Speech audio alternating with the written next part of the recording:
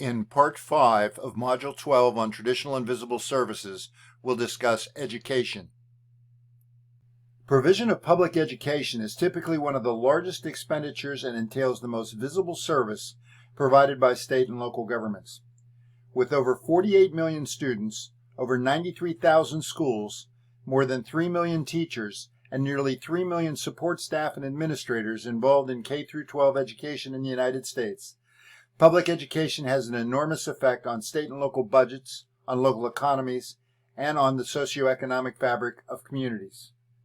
Add to this set of totals the 17,020 four-year public universities and the 2,516 two-year public colleges and their respective professors, administrators, and staff.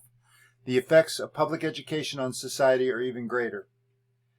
The connection of public education to the effective promotion of sustainability is clear and direct, as schools, colleges, and universities are a key part of the visible services experienced by virtually all citizens. How the education system teaches about and models behavior regarding sustainability is a matter of great importance to contemporary professional educators and education policymakers. The history of education policy in the United States reflects the nation's steady transformation from a rural, natural resource-based and agricultural economy in the 1700s and 1800s to the development of the post-industrial society in the late 20th and early 21st centuries. The first public school in the U.S. was established in Boston in 1635 to educate the sons of the city's wealthy elites. Elite access to education was primarily the norm until the period of industrialization in the mid-1800s, when there was an expansion of educational opportunities, especially in growing cities, for students of middle and working class families. This is the period when mandatory attendance laws began to be enacted by state legislatures in recognition of the fact that an industrial workforce and economy required adequate levels of literacy. In the 20th century, as the U.S. was developing into a post-industrial economy, many efforts were made by the federal and state governments alike to ensure better education opportunities for all races and for disadvantaged students as well. See the text, Table 12.4, for key dates in U.S. education policy history. State governments are primarily responsible for the provision of educational services in our country, although the federal government has passed many laws concerning access and the quality of state school systems. For example, the 2001 No Child Left Behind Act and its replacement, the 2015 Every Student Succeeds Act.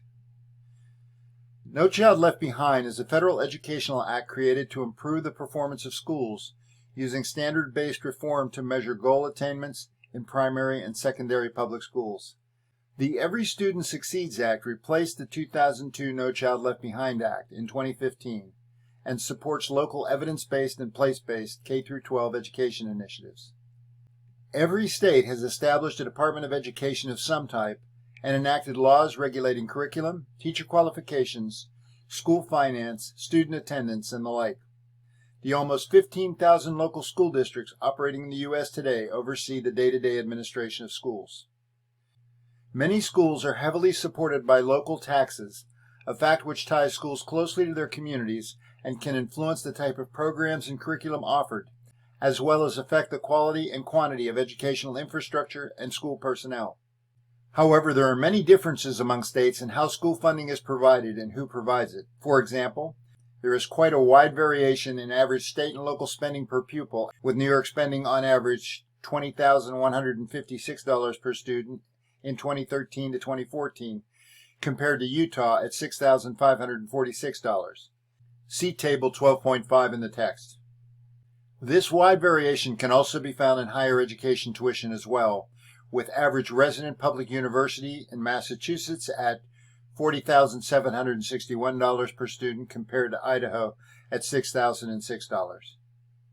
In Part 6 of Module 12 on Traditional and Visible Services, we'll discuss the importance of education.